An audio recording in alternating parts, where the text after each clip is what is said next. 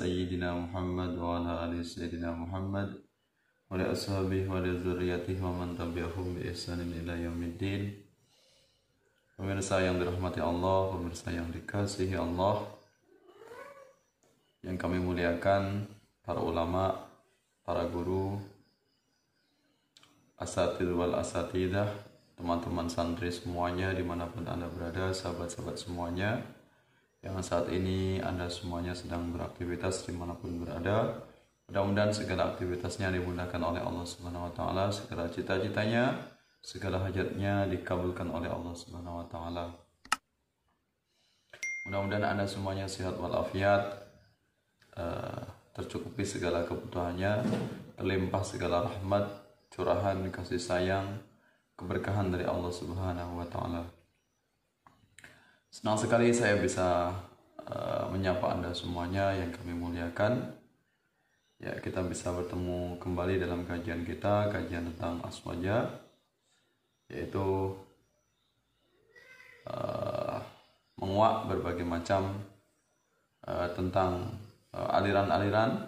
Ya, pada kesempatan ini kita akan membahas tentang salah satu tokoh yang menjadi ulama andalan di kalangan Salafi Wahabi, tokoh yang terkenal dikatakan sebagai ulama ahli hadis yang bernama yaitu Syekh Nasiruddin Al-Albani. Ya, kita akan mengupas lebih jauh tentang bagaimana biografinya, kemudian bagaimana sejarahnya beliau bisa dikatakan studinya berkiprah pada bidang hadis, kemudian bagaimana respon para ulama-ulama yang lain tentang kredibilitas atau kapasitas Albani di bidang hadis. Ya. Beliau ini bernama yaitu Muhammad Nasiruddin Albani, ya, atau namanya Nasiruddin Al-Albani. Ya. Lahir di kota As-Qadira, Albania tahun 1914, kemudian meninggal pada tanggal 1 Oktober 1999 di Yordania. Ya. Beliau ini orang yang tidak menamatkan pendidikan yang tinggi, kecuali belajar pendidikan agama hanya ala kadarnya. Tapi kemudian kok menjadi idola kelompok Salafi Wahabi, bahkan kelompok yang sangat dikultuskan, kelompok yang sangat dianggap diagungkan, seolah-olah Albani ini tokoh yang hebat di bidang hadis, mengalahkan dari tokoh-tokoh yang lain. Bahkan kita tahu banyak buku beredar dimanapun itu, tulisan-tulisan atau buku yang beredar, buku seputar agama, itu seolah-olah Albani ini adalah tokoh sentral yang punya kapasitas untuk mensahihkan dan mendoifkan sebuah hadis. Nah, di sini yang kemudian menjadi sesuatu yang sangat aneh sekali, sesuatu yang sangat janggal. Ya, orang yang tidak pernah belajar pendidikan agama yang tinggi, kecuali hanya pendidikan agama yang pas-pasan saja. Ya, jadi Nasiruddin Albani ini mendapatkan ilmu dari mana? Ya, beliau ini seorang yang pembaca yang tekun, atau disebut dengan Sohafi, yaitu kelompok yang rajin membaca. Ya, karena dampak dari beliau banyak membaca, kemudian tentu menambah pengalaman, pengetahuan di bidang hadis. Jadi Nasiruddin Albani ini yang dianggap oleh kelompok Salafi Wahabi sebagai satu-satunya tokoh yang punya hak untuk menstempel hadis, apakah hadis itu sahih, apakah hadis itu dhaif, ini hanya Nasiruddin Albani. ternyata beliau ini pendidikan agamanya sangat pas-pasan sekali, sangat minim, bahkan tidak memiliki sanad, ya, tidak memiliki silsilah gurunya dari mana. Ya, jadi murni dari buku yang beliau pelajari dengan tekun, sering menghatamkan buku-buku bacaan seputar dunia hadis, seputar tentang ilmu hadis. Bahkan beliau ini banyak menghabiskan usianya, umurnya, waktunya di perpustakaan. Ya, profesi pokoknya Nasiruddin Albani ini adalah seorang tukang servis jam. Ya, kita bukan bermaksud ingin merendahkan beliau, bukan karena latar belakang beliau adalah orang yang dari segi ekonominya pas-pasan atau kekurangan, tapi kita ingin menguak tentang kapasitasnya di bidang hadis, sehingga banyak orang nantinya akan paham siapa sebenarnya Nasiruddin Albani. Apakah benar beliau ini memang pakar atau tokoh di bidang hadis, ataukah hanya sekedar manuver dari kelompok Salafi Wahabi, sehingga dikesankan seolah-olah beliau ini adalah ahli segalanya di bidang hadis. Ya, jadi beliau ini adalah yang dianggap sebagai sahafi, ya, semangat belajar yang tekun di bidang hadis, sehingga memiliki pengetahuan yang cukup, ya. Namun beliau ini tidak memiliki sanad keilmuan atau keguruan, kecuali hanya mutlak banyak membaca buku, ya, seorang yang tekun dalam membaca buku, jadi seorang yang kutu buku, ya.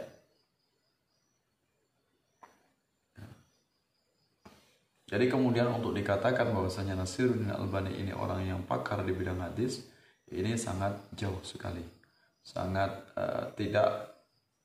tidak mencapai kapasitas tersebut, karena tidak pernah belajar secara akademik, tidak belajar secara berjenjang, atau kemudian sampai pendidikan tinggi di bidang hadis.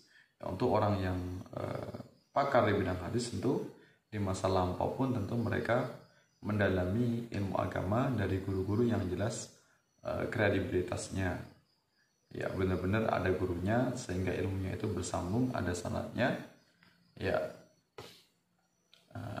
gurunya jelas. Sedangkan Albani ini gurunya ghaib, ya, tidak jelas, kecuali hanya guru dari buku, ya, kutu buku, ya. Maka jelaslah bahwasanya Nasiruddin Albani bukanlah orang yang ahli di bidang hadis.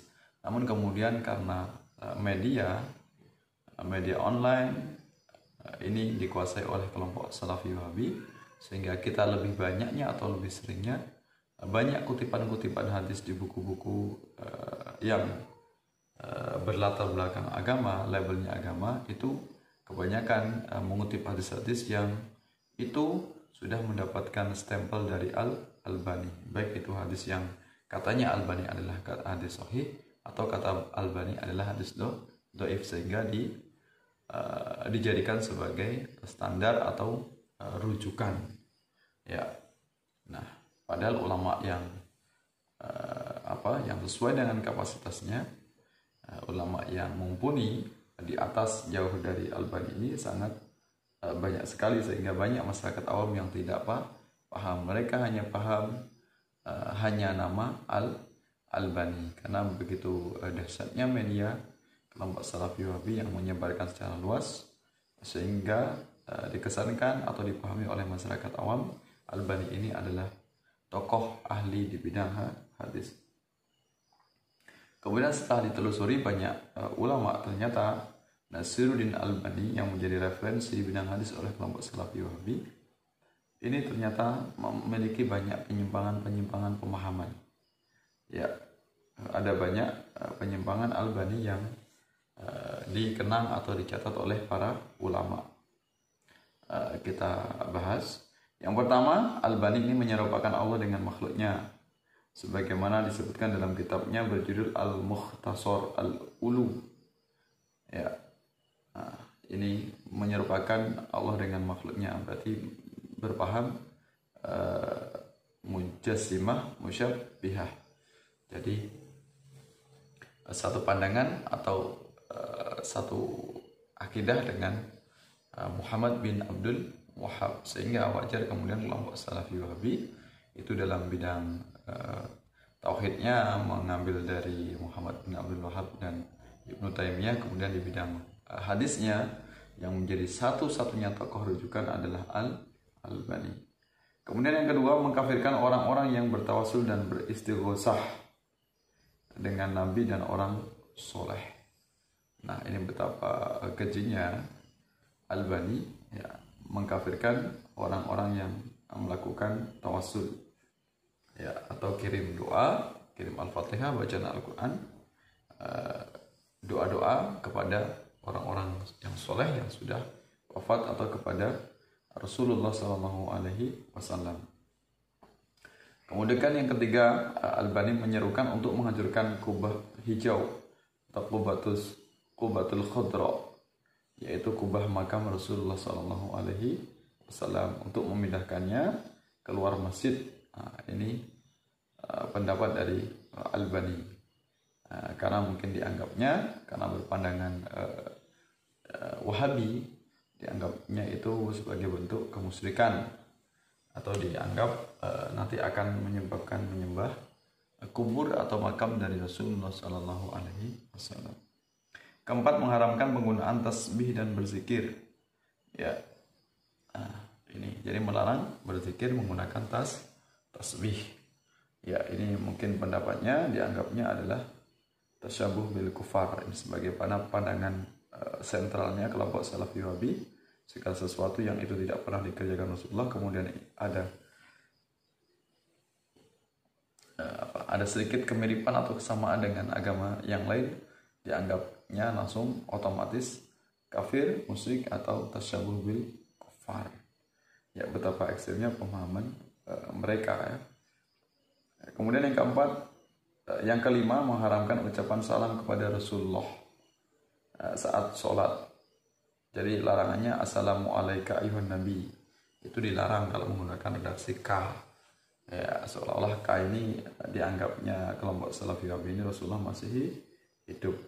Jadi suruh menggunakan kalimat kata assalamualaikum nabi, karena Nabi sudah meninggal atau sudah wafat, sehingga khitabnya menggunakan kata K ini tidak tepat menurut kelompok Salafi Wahabi, menurut Al-Albani.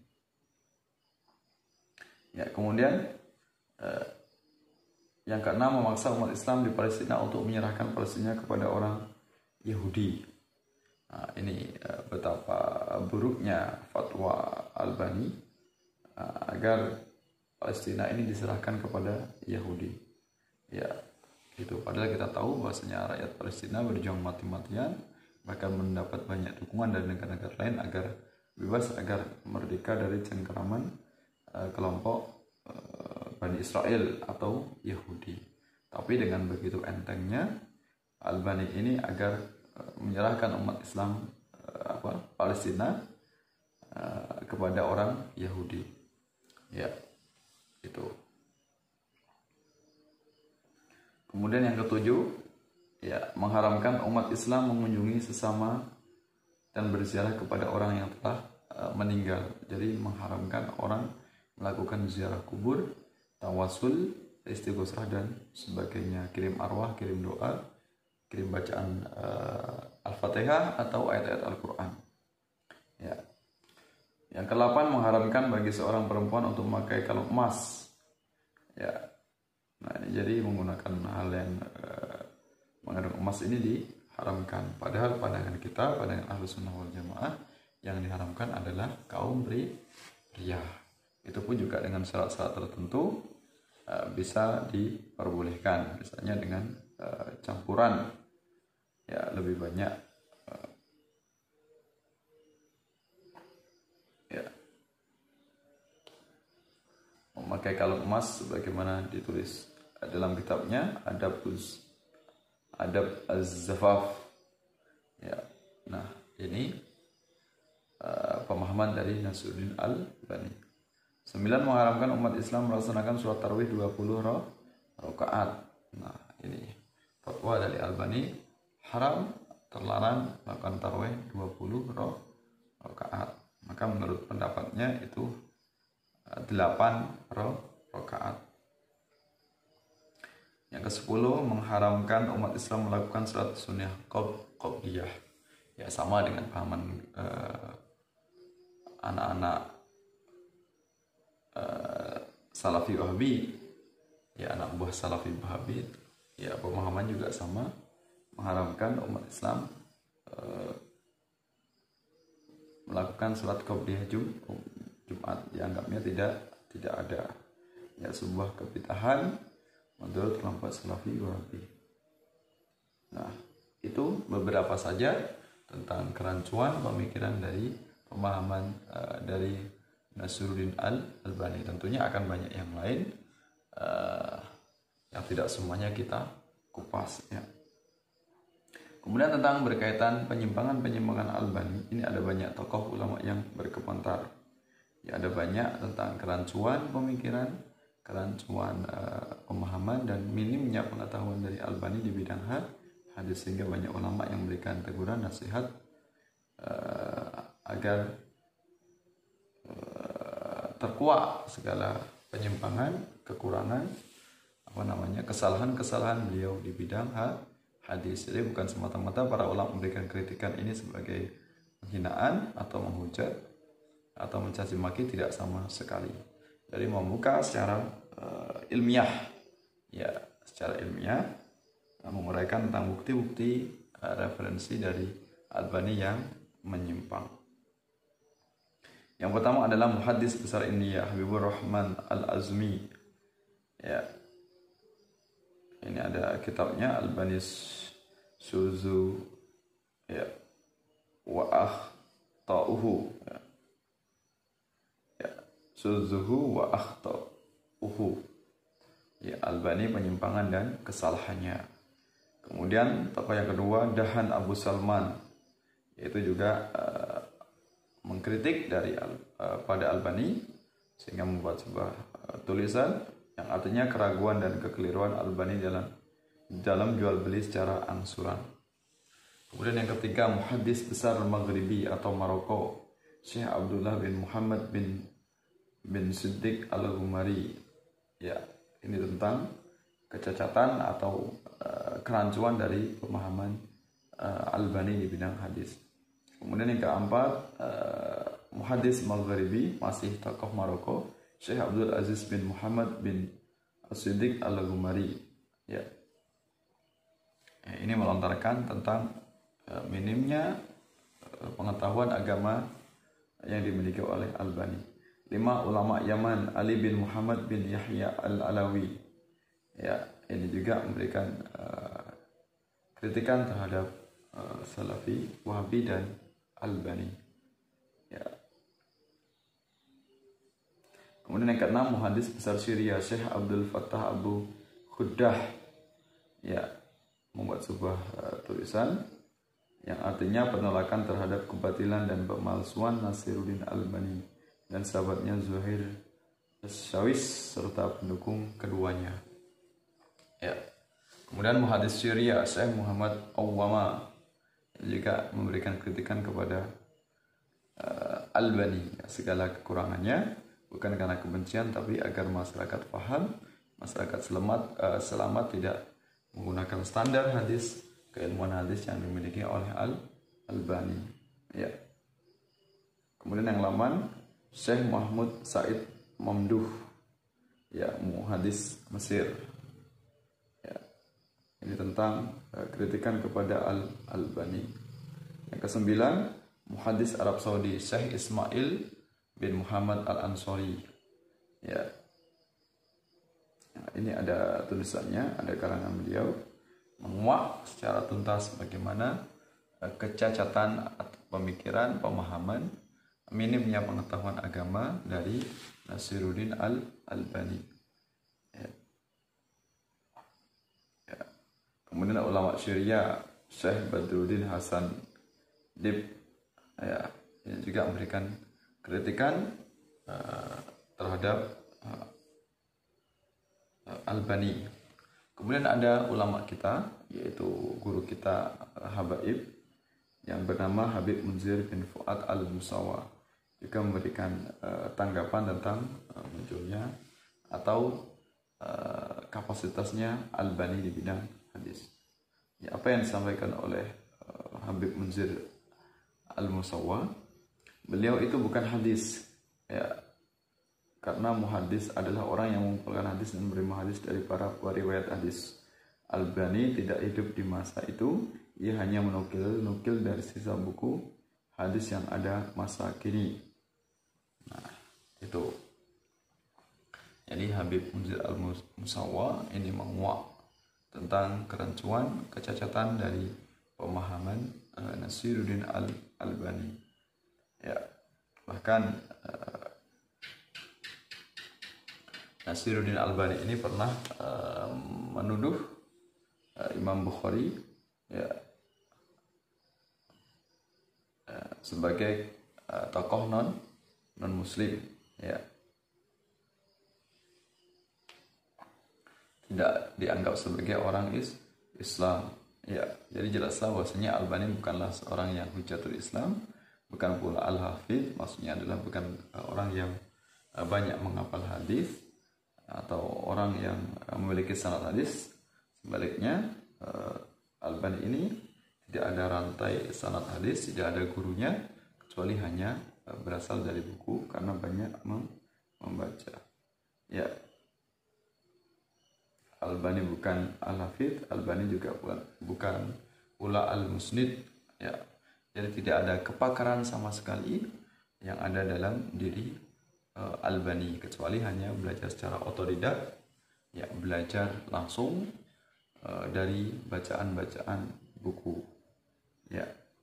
Nah, Nasiruddin juga Albani ini pernah mengkafirkan ulama dan umat Islam seperti Imam Bukhari, ya.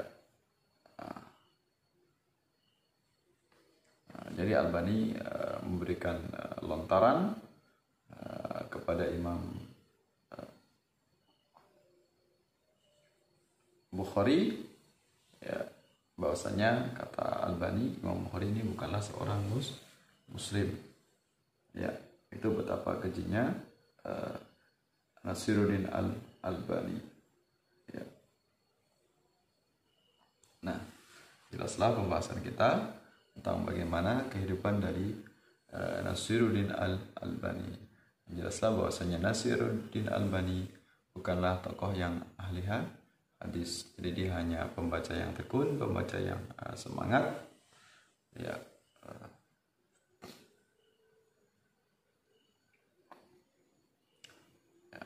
Nah, demikian tentang kerancuan atau penyimpangan yang dimiliki oleh Nasiruddin Albani. Tidak layak dia dijadikan sebagai rujukan utama, sebagai referensi utama dalam bidang hadis. Bahkan banyak sekali faktanya karya-karya dari Nasiruddin Albani ini bertolak belakang atau antagonis terhadap pendapat-pendapat ulama mayoritas umat Islam, ya. Mudah-mudahan bermanfaat dari apa yang saya sampaikan, ya, tentang bagaimana kerancuan kecacatan dari Nasiruddin Albani. Mudah-mudahan ini dipahami oleh semua umat Islam, juga kepada kelompok Salafi, ya, agar tidak membabi buta dalam mengamalkan atau mengaplikasikan pendapat dari Nasiruddin Albani, ya. Karena banyak sekali penyimpangan, kesalahan-kesalahan standar hadis yang telah dilakukan oleh Albani, ya.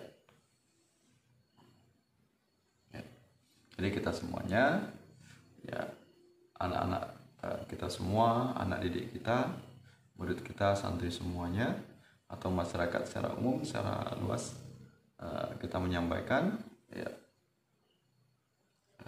agar berhati-hati, tidak terpengaruh dari kelompok Salafi Wahabi, ya. Jadi tidak semata-mata mengambil referensi dari Albani. Kalau ada buku catatan, buku paket, buku bacaan kok itu ada diriwayatkan atau ditulis disahihkan oleh Albani, maka umat Islam harus berhati-hati ya, karena agar tidak salah dalam mengambil referensi, karena banyak sekali pendapat-pendapat Nasruddin Albani yang menyimpang, yang menyeleweng,